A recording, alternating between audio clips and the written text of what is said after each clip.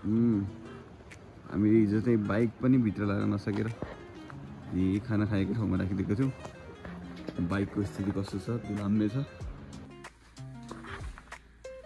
केमा व्यस्त हुनुहुन्छ सर? दिदीको फ्लाइट छ ए सेफ फ्लाइट दिदी होइन पुरानो लाग्यो कसैलाई फोन गरिरहेको छ। ए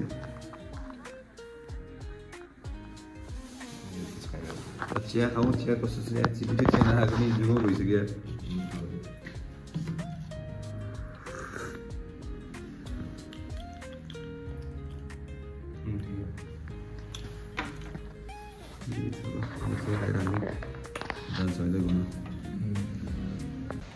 चियापान कार्यक्रमपछि हामी चाहिँ दुम्बा तालतिर जाँदैछौँ।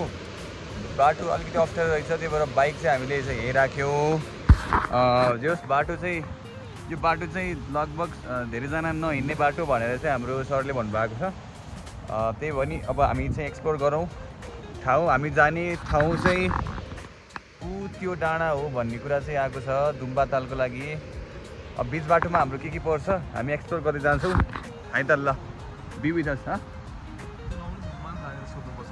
नआउनु सक्छ त्यहाँ नआउनु सक्छ। त्यसो भए त दुम्बा ताल त्यो भएन नि।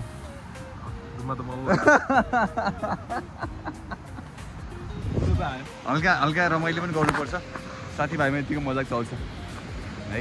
यस्तो राम्रो बाटो छ, बाइक चाहिँ तर नलगौँ भन्ने कुरा भयो। हामी हिँड्दै जाउँ। यो कुन हिमाल हो? हिमाल चाहिँ कुन हो यो? थाहा छैन। ठिक छ, यतापट्टि राम्रो छ दृश्य पनि। यो हिमाल कालीगण्डकीको फलतिर हो। यो कालीगण्डकी हो नि साथी? कालीगण्डकी यता चाहिँ यो जोमसम बजार हो। ऊ त्यहाँ चाहिँ यो क्लाइम्ब गर्ने ठाउँ रहेछ है। यो चाहिँ क्लाइम्बिङ भनेर चाहिँ यो क्लाइम्ब गर्ने ठाउँ पनि देखियो। यो चाहिँ अब के भन्छ ड्राई डेजर्ट भनौँ न, केही छैन हरियाली। यता सानसानो बुसेसहरू मात्रै छ, सानसानो अलिअलि यो ग्रासल्यान्ड पनि सानसानो देखिन्छ। ठिक छ, ल लेट्स गो। अब हामी दुम्बा तालतिर जान्छौँ है त।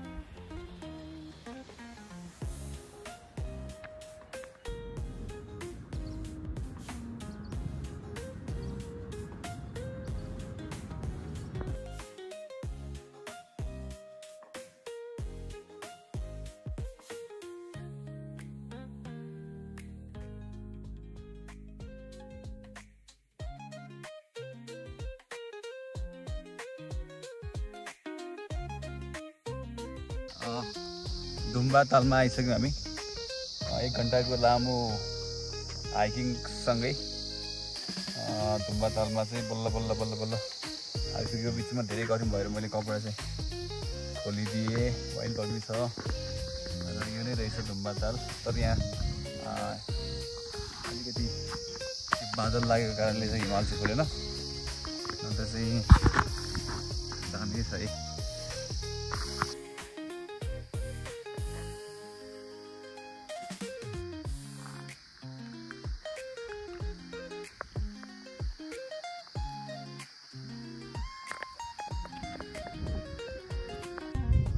त गाइस हामी दुम्बा तालमा छौँ। दुम्बा तालमा छौँ।